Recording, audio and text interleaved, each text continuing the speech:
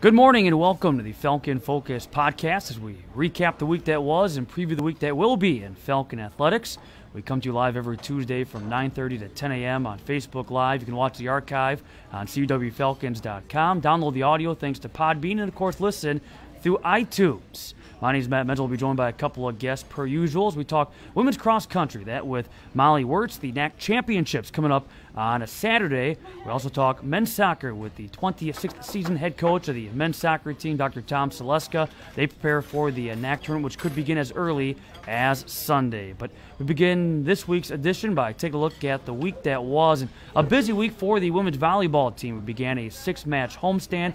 5 of those matches taking place last week, and the stretch began on Tuesday. Tuesday hosting the Marian University Sabres, knocking off the Sabres 3-0, in which the Falcons clinched a Ncaa tournament berth. Megan Mayer came through with 9 kills, a very balanced attack in that victory. Mackenzie Walkenfuss, along with Haley Cito, the dual setters, came through with 15 assists apiece, and then Ariana Richmond with 8 digs. Then the CUW Volleyball Invitational this past weekend, and on Friday, lost 3-0 against UW Oshkosh, which snapped a very impressive streak. The Falcon first home loss in September of last year. In that loss, Madeline Alton coming through with 11 digs. Later on Friday, the Falcon volleyball team bounced back. They knocked off UW Stout, but it took a little more work than maybe first thought. They won the first 2 sets, dropped sets 3 and 4, ended up taking a decisive 5th set, 15-12. 4 players with 10-plus kills, paced by Holly Anderson's 17. Madeline Alton had a total of 12 kills and 29 digs. Megan Mayer had 15 kills and 14 digs. And then Mackenzie Walkenfuss with 34 assists and 20 digs. On Saturday, the volleyball team lost 3-1 to the 15th-ranked Illinois Wesleyan Titans. Megan Mayer and Amanda Schultz each with 10 kills.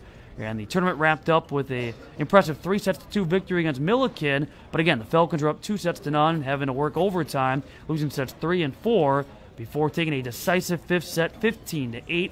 Megan Mayer with 17 kills and 11 digs. You had Olivia Richter with 10 kills, and then Madeline Alton 10 kills, and Natalie Lutz 11 digs as she played in all 5 sets.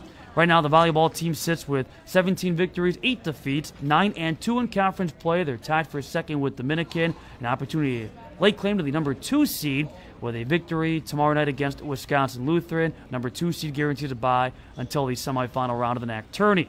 In men's soccer on Wednesday, an impressive win knocking off first place MSOE. MSOE with the number 1 seed in the Ncaa men's soccer tournament, winning 1-0, lone goal coming to the 25th minute. Will King, his first goal of the year.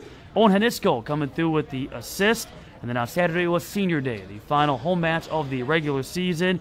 A 6-0 victory against Concordia Chicago, in which the Falcons were able to put up 2 in the opening 45 minutes. Added 4 more in the second half. Dago Diaz had 2 goals and 1 assist. Simon De Silva with a 2-goal performance. Christian Turpak had 1 goal and a couple of assists. And then Antonio Garola Flores coming through with a goal in a game that will see the Falcons outshoot the Cougars 35-2. And so right now the men's soccer team with 9 victories, 6 defeats, and 1 draw.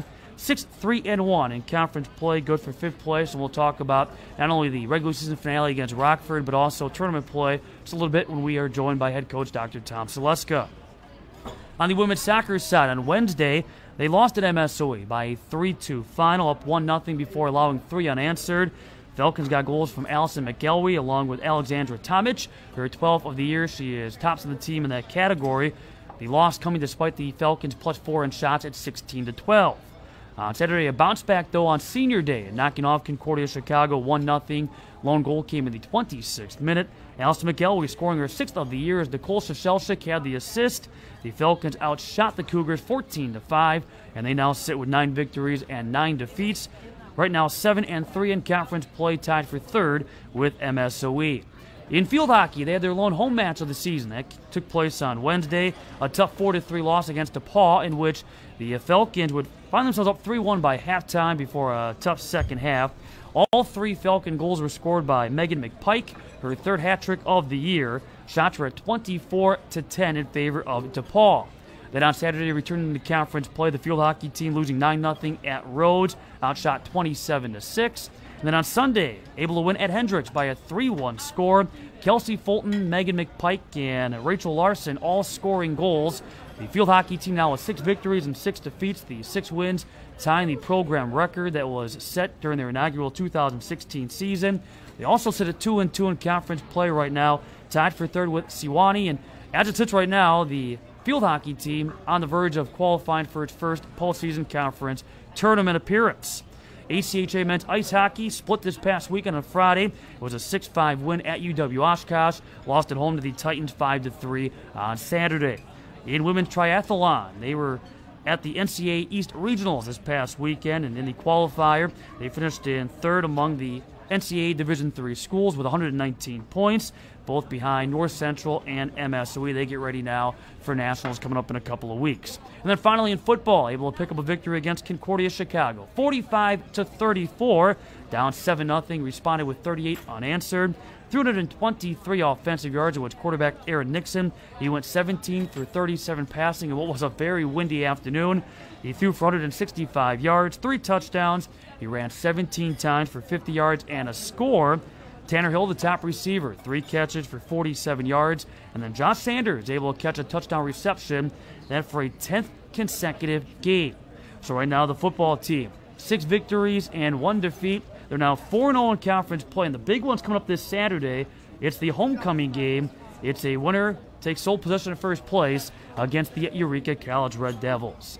So that's what happened this past week in Falcon Athletics. When we come back, we turn our attention to women's cross country as they get ready for the Ncaa Championships. And again, we'll be joined by senior Molly Wirtz. Stay tuned to tune in to the Falcon Focus podcast. The Student Personnel Administration in Higher Education, or SPAHI program at Concordia University is designed for people who want to work in the university setting in any department. So if you're interested in working in academic advising, campus activities, residence life, admissions, financial aid, this program is really designed for anyone interested in those areas. The mission of Concordia is to help students develop in mind, body, and spirit, and that was really evident in the program. I really enjoyed that I could be in class one night and take what I learned and apply it on the job the very next day. My name is Amber Schiesel, and I am a SPAHI graduate.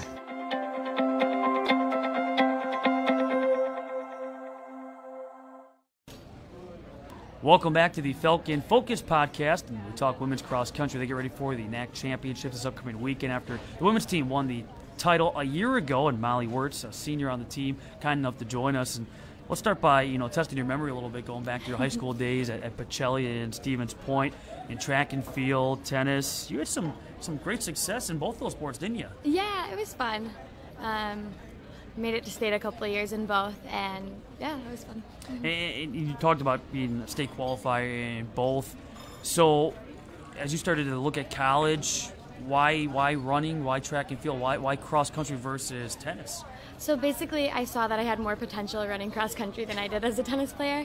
So with some encouragement from different coaches, I was like, well, it's a good time to make the transition, and it's been a lot of fun ever since. Now, you started off your college life at UW-La Crosse. You were there a semester. That's a pretty good running school, but you've made your way now to Concordia. How did that journey come about? So I ended up coming here for the program that I wanted to be in, and it just worked out for me to be able to run while I was here as well, which has been the best part of my college experience. How did you get involved in cross country? Because as I mentioned, at least in your high school background, it was track and field and tennis. Yeah, so I was a mid-distance runner in high school for the track team, and so it was kind of a natural transition to run cross country, but the 6K is a little far for me. And you go back, your first time here at Concordia was 2016. Yeah. At least as far as cross country goes, you competed in all 6 meets. How did you feel your first year in cross country went? Yeah, it was fun. We had a really great team that year, a lot of strong leaders, and so it was fun to have a little bit of inter-team competition, but it was really healthy, and we were all pushing each other to be the best runners that we could be. For you, was there kind of a learning curve the first couple of meets, or was it something you got a hold of right away? Yeah, there's definitely a learning curve, but there's the learning curve every year because you kind of forget how to run that bar as fast as you can. So what is the method of the madness? At least for you, when you go about approaching the event, how do you do that? How do you go about mentally preparing? Yeah, so our coach always says run from point A to point B as quickly and efficiently as possible, which kind of means that you want to be on your pace for the first half of the race, whatever your pace is. Like if you're going out at a 6:15 mile, and then for the second half you just run as fast as you can and just hope for the best. Well, by 2017, okay, you're back. You competed in the final 3 meets of the season. Were you pleased, first of all, with how kind of the season wrapped up for you? Last year? Yeah. Yeah, so it was awesome. I was out for the first part of the season, but then I was able to make it back for conference, and we were able to get the conference victory, which was an incredible way to end the year. We had a lot of seniors on the team and a really strong group. And we'll talk about that championship in a second. Yeah. But was last year, did it have a different feel because you'd had 1 year already under your belt?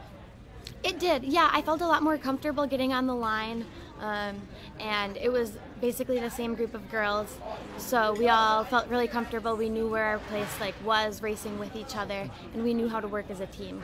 And now being your senior year, what were kind of your goals, or what was your mindset at least going into this season? So my goal for this year is to place as well as I can at the conference meet, and then just see what happens at regionals. Now, if you take a look at results so far from the season, your name doesn't appear except for this past weekend at UW-Oshkosh, or a couple of weekends back. Right. Explain how that works, because you were just telling me before we came back from break at that UW-Oshkosh College Town Sports Pre-National Invitational. It said you finished second to Mackenzie Dorth, but you said you didn't actually run, or how does that go about, or how did that work? Yeah, so that was more of a tempo workout for me. Since it was my first race back, I was injured for the majority of the season. So my coach said, you can't run as fast as you can. You should start off slow and then progressively get faster throughout the race, and that's what I did. Were you pleased with the result? Yeah, I was. It was a lot of fun. I was really comfortable the whole race, and it was good just to get my feet wet. Well, and you talk about being injured. Take us through that process and just, trying to get back into now tip-top shape. Yeah, so I had an awesome summer of training, and then right before the first meet, I pulled basically all of the muscles in my butt.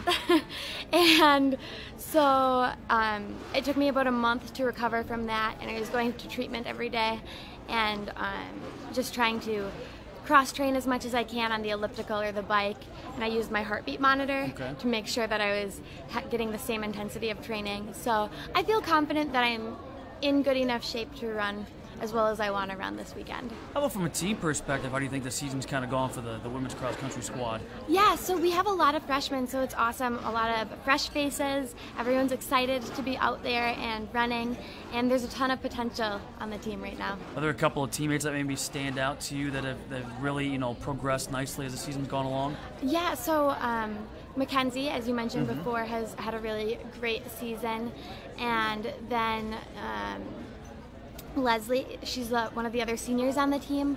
She's been progressing every single year that she's been on the team, and she's been a really great leader this year. You mentioned that, Ncaa Championship's coming up this weekend, so take us through a typical week now. You know what's coming up on Saturdays, so, Monday, Tuesday. What's this week like, practice and building up for the event? Yeah, so we had our last hard workout of the season before the big meet on Sunday, and then this morning we did a little mini workout, but we keep our miles up. I ran 8 this morning. Everybody has different mileage though, so the Ncaa Championship was mentioned coming up Saturday at Aurora, and you guys, as mentioned, finished first last year, and when you look back at the team's success in winning the championship, what do you think was key? How were you guys able to win that championship last fall? Yeah, so most people think of cross country as an individual sport, but I think we had success because we viewed it as more of a team sport, and we used those packs fueling each other to be able to run the paces we needed to run. Are there a couple other teams that you would look at and say, hey, we got to watch out for that school, they're going to be right there in the top? Yeah, so it's always Benedictine and Aurora that we're looking at when we're at the big meets. We're the 3 that are always competing for those top spots. And the men will also be running for the Ncaa Championship this upcoming Saturday. And note that on the men's side, Aurora has won 3 consecutive titles. Wrap it up by just asking you, you have an individual goal for this weekend? Do you have a time or anything that you're shooting for? Since I've been injured, I'm just going to go out as fast as I can, and hopefully I can maintain. Well, Molly, best of luck to you and the team coming up on Saturday. Thanks for your time. Thank you. When we come back on the Falcon Focus podcast, we'll switch gears and talk men's soccer with head coach Dr. Tom Saleska.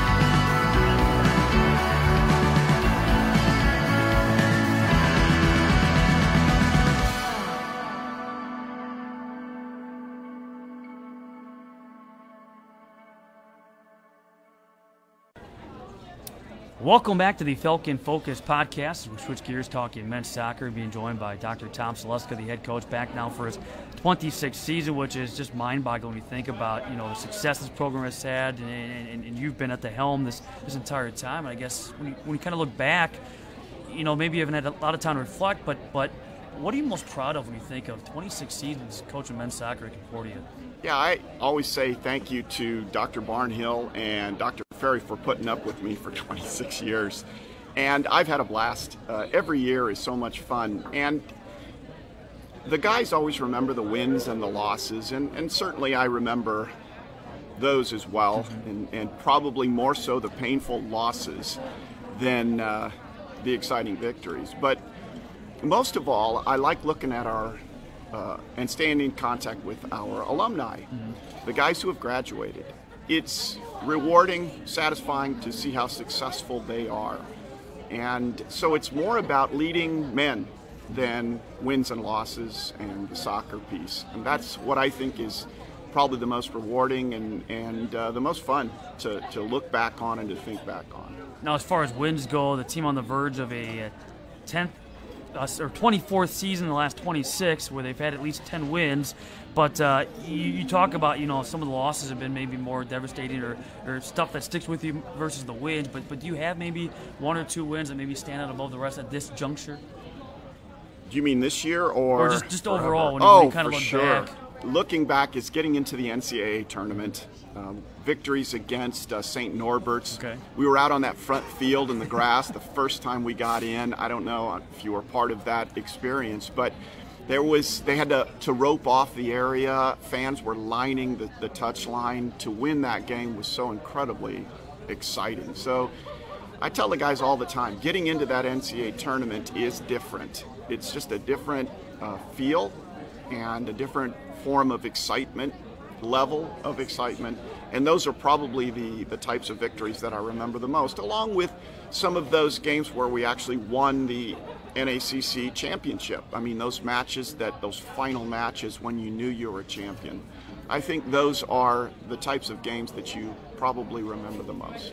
It's kind of neat, too, as you talk about the alumni, too, in your previous answer, and you've had the opportunity to coach John and James, your sons. Yes. And now John's part of your coaching staff. How special has that been to not only get the opportunity to coach both of them, but now have John, kind of as your right-hand man? Yeah, that's a lot of fun to be able to see him every day and interact with him. And he's an outstanding coach.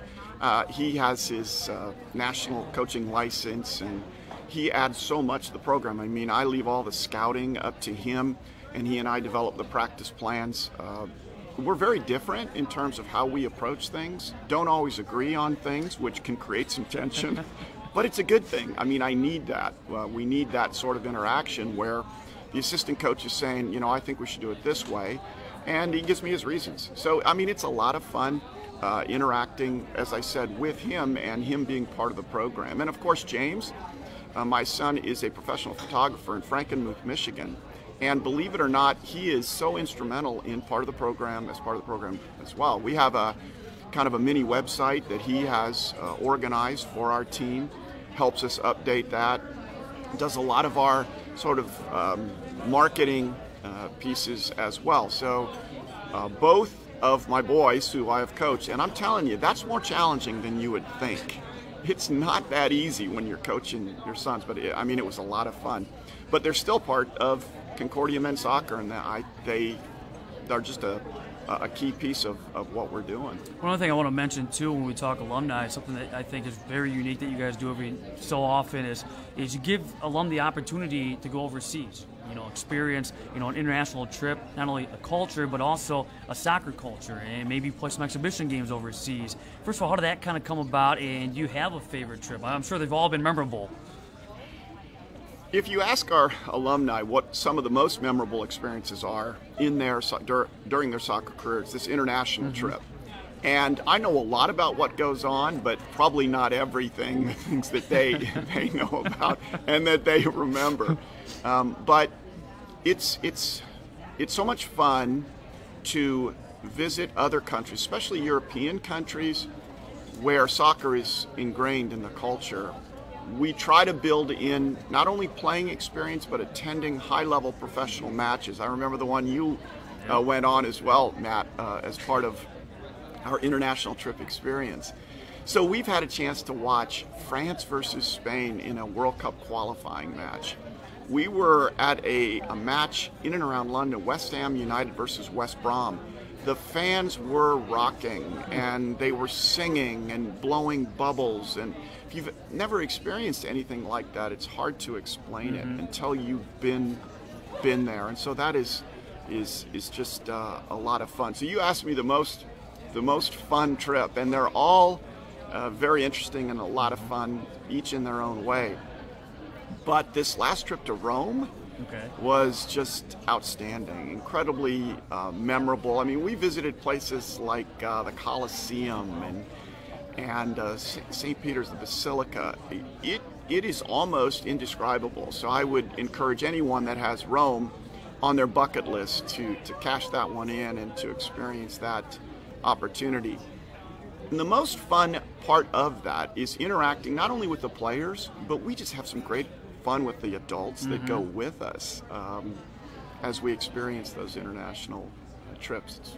It's been a blast. We've traveled 6 times in the past 25 years, and it started with this trip to Rio, to Brazil, where I think the football team at the time was doing a similar trip, and we said, hey, why not? Give it a shot.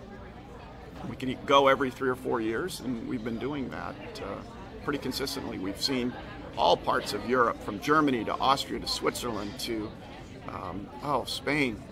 Was just a blast, and of course France and Paris and London, and this latest trip to Rome. It's been again. Do you see why I feel blessed just to be part of this program for the past 25, 26 years? Is that piece. I've traveled all over the world because of the opportunities that I've had coaching soccer. Well, bringing it back to Mequon right now, the team currently sits with 9 victories, 6 defeats, and 1 tie. As you kind of look as the regular season's approaching, how do you summarize the season at this moment? I think that's a great question, Matt. And as I look back, we really struggled early out of the gate to develop consistency. And part of the reason was we lost, 10 to 12 seniors, and then a couple of really key underclassmen didn't come back. So we had just so many new pieces to fit into the puzzle. And we just were very inconsistent, primarily on the offensive end. If you look at the conference stats, we're the leading team defensively, only allowed 8 goals. And that's what we focus on. We really are fairly good defensively. We come up with a tactical approach each game to defend. But offensively, it's hard to control. We've had the shots, we've been in front of the goal, we've developed the opportunities, and we haven't scored. I think this past game against Concordia Chicago, I told the team yesterday, was our most consistent performance throughout the year,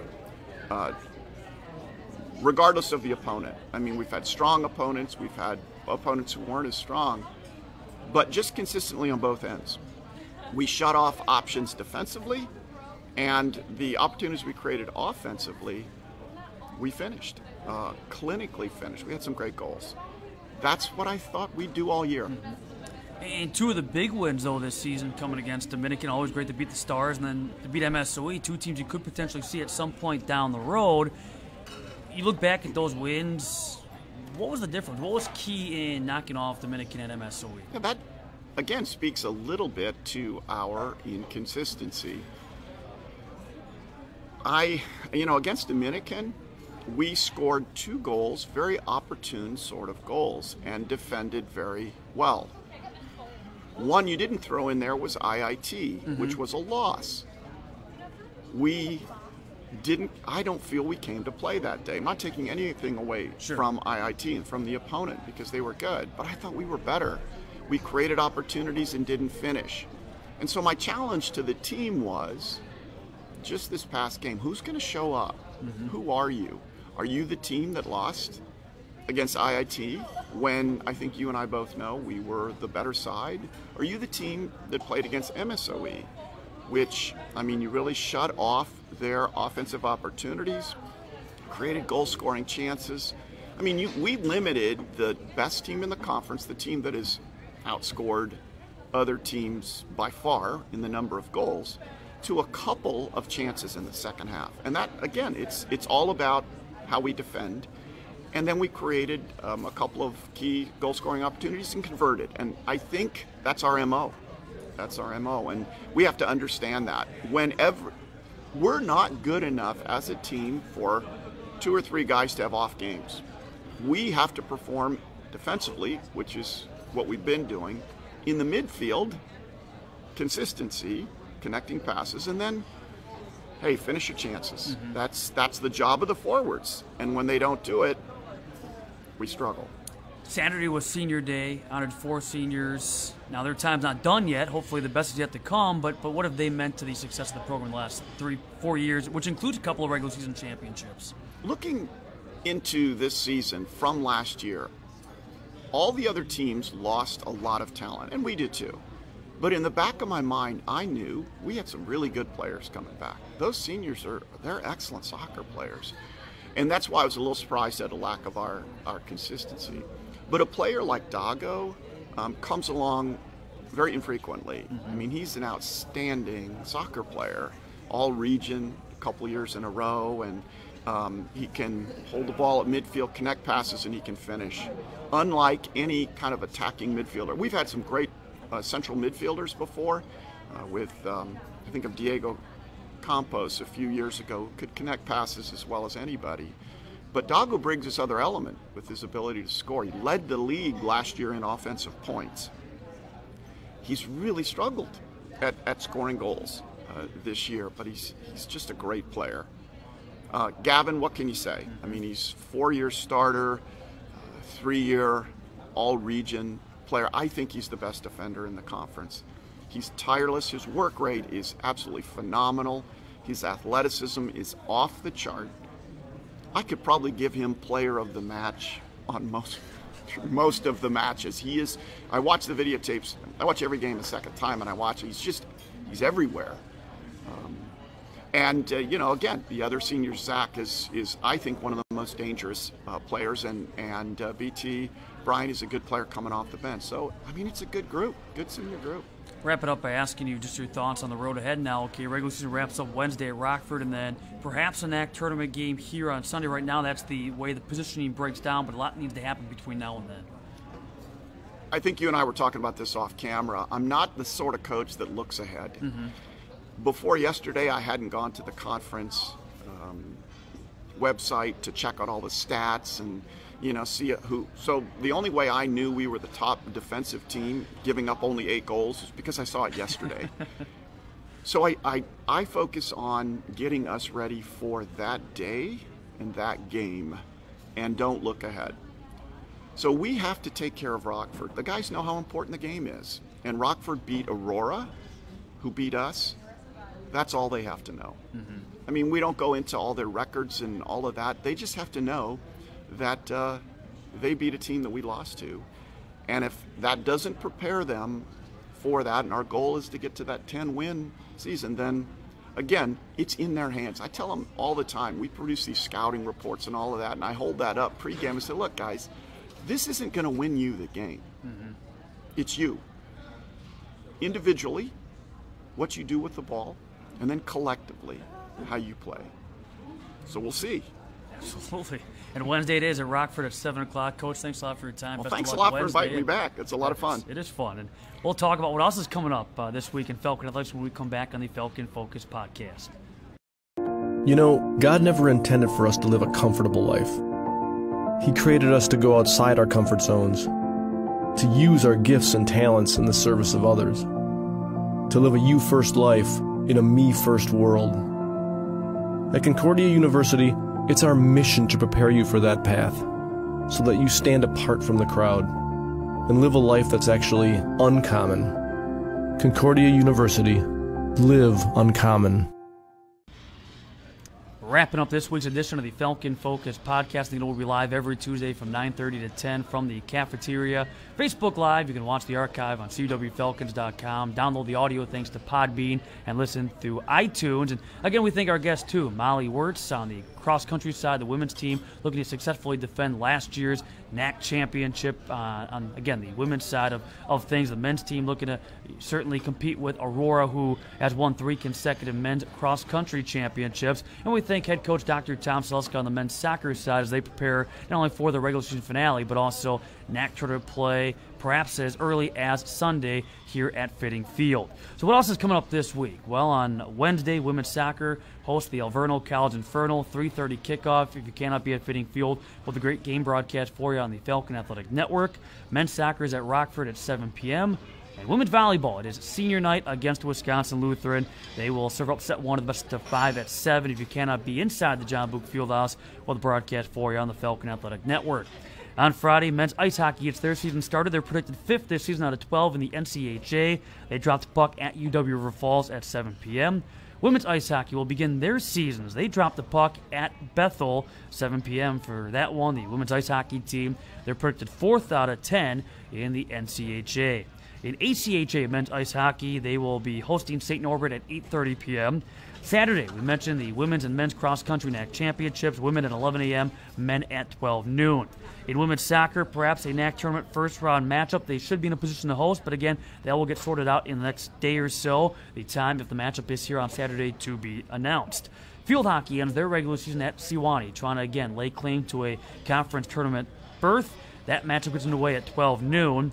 It's the homecoming football game in a battle for sole possession in first place against the Eureka College Red Devils. They're new to the conference for football only. They kick off at 1 o'clock. We'll have the game broadcast for you on the Fan from Thomasini Stadium if you cannot be there in person. ACHA men's ice hockey wraps up their weekend series with a matchup at St. Norbert at 2 p.m. Women's ice hockey taking on St. Benedict from Bethel at 2 p.m. Men's ice hockey is at UW Superior at 4 p.m. And then women's volleyball wraps up their regular season at 20th ranked UW Whitewater. Right now ranked 20th. That's going into the rankings that should be released later on today. Note that the Falcons were able to knock off Whitewater in their finale last year. At the time, the Warhawks were ranked 9th. They beat them in 5 sets. And then finally on Sunday, could be a men's soccer Ncaa tournament first-round matchup. Again, that will be determined and figured out by tomorrow night. And could be hosted by the Falcons here at Fitting Field. Stay tuned at cwfalcons.com. For more, of course, check out the website for a complete recap of the week that was with the stats and more throughout this week at cwfalcons.com. Thanks to all involved in our podcast. Thanks for joining us, and we'll do it again next Tuesday from 9:30 to 10 right here for the Falcon Focus podcast.